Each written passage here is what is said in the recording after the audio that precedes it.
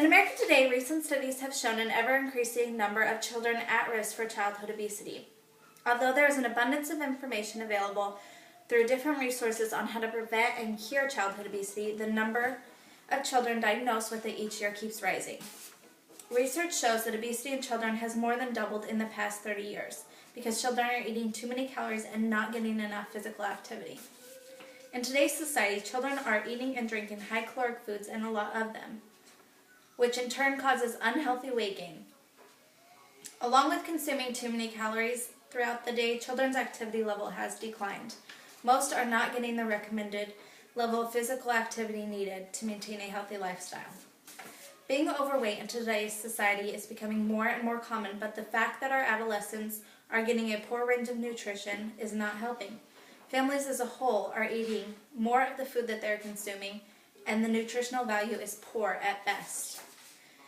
As you can see from the graph to my right, obesity in children of all ages has drastically increased. In almost all cases, it has tripled or come very close to tripling. In one study conducted in 1971 to 1974, children aged 2 to 5 years old increased from 5% considered overweight or obese up to 13.9% in 2003 to 2004. The same goes for children aged 6 to 11 years old, increasing from 4% up to 18.8%. And in the age group 12 years old to 19 years old, it increased from 6.1% up to 17.4%. Since the last study was conducted, it seems to be holding steady, but that doesn't mean we shouldn't be working towards reducing the percentage. In 2010, more than 1/3 of children and adolescents were considered overweight or obese. Obesity is among one of the easiest medical conditions to recognize, but most difficult to treat. Unhealthy weight gain due to a poor diet and lack of exercise is to blame for over 300,000 deaths each year. What does that mean for our future generations? If everyone as a country were to work together to fight obesity, maybe we could see a decline in obesity instead of it continuing to increase. Some ways we could fight obesity is to work towards providing our children more nutritious food that would allow them to eat the amount of calories their body needs. There are quite a few different websites available that help with ideas on proper nutrition and even give recipes for foods with the nutritional information for each serving. Along with proper nutrition, our bodies need physical activity. It is recommended that children over 2 years of age get at least 60 minutes of moderate to vigorous physical activity on most days, if not all. Although most schools require some sort of physical education, a recent study showed that physical education classes for 3rd graders offered just 25 minutes of vigorous activity each week. That means that students could be missing between 275 minutes to 395 minutes of the recommended physical activity needed to maintain a healthy weight and lifestyle. As you can see from the information I've provided, the percentage of obesity has more than doubled, and all this could be prevented by proper nutrition and adequate exercise. Whether it's the children's parents or the schools that provide the nutrition and exercise needed for our youth to maintain a normal weight, I think we need to find a way.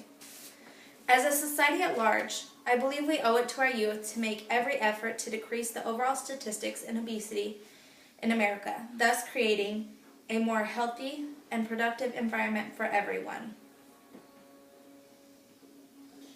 Can obesity in youth cause further problems down the road?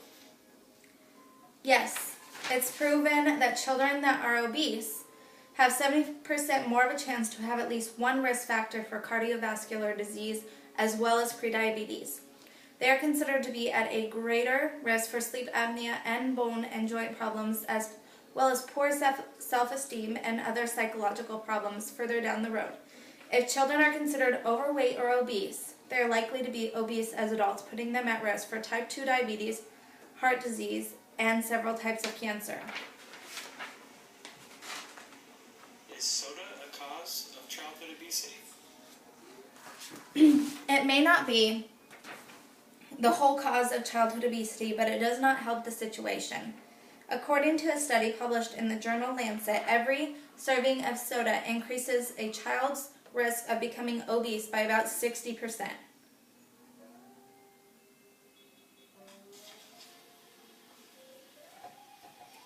Is obesity genetic? Obesity is rarely caused by genetics, although there are some medical disorders such as Prader-Willi syndrome, but this is considered very rare.